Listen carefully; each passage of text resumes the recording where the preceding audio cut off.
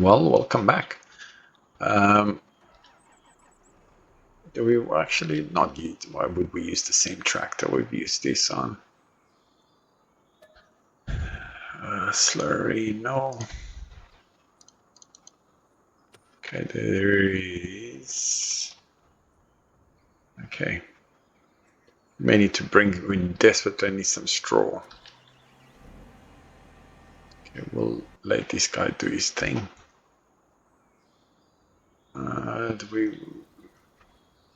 Okay, we need to put some potatoes in there. But that's the one that we were looking for, not the Ford. This is the one that we were looking for. At least this way we get to use red on red type of thing. Massey Ferguson, I think it's about 300 horsepower.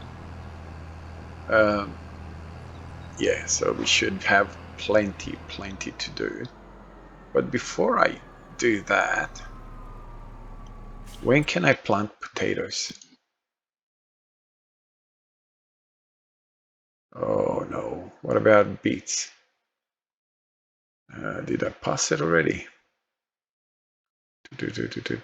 Olives, parsley, potatoes, right? Oh, red beets, sugar beets, same thing. I missed it big time. So I keep forgetting about seasons.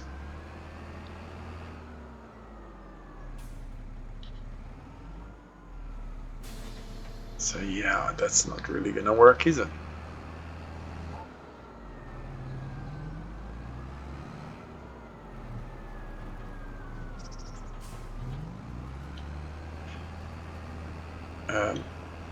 Yeah, hopefully we'll be able to put the bales, the silage bales that I have, but I need some beetroot to get energy. It's really complex. I might end up selling the production altogether and just be done with it.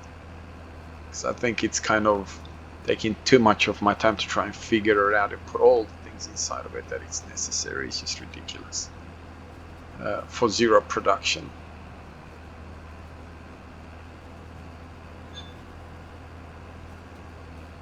So let's just pick up this little bit before we go. Now this is one of those things that I found where it's got a very high capacity. Not realistic, obviously, but I don't really mind using these kind of things for trailers. I realize that in real life such a thing doesn't exist, but just makes it easier. When you're playing by like I do, I'm playing just by myself. Just makes it a lot easier to deal with it this way instead of having to load and unload and load and unload 30-40 times. Yeah, so hopefully you guys don't mind too much. Anyway, we'll time lapse this bit.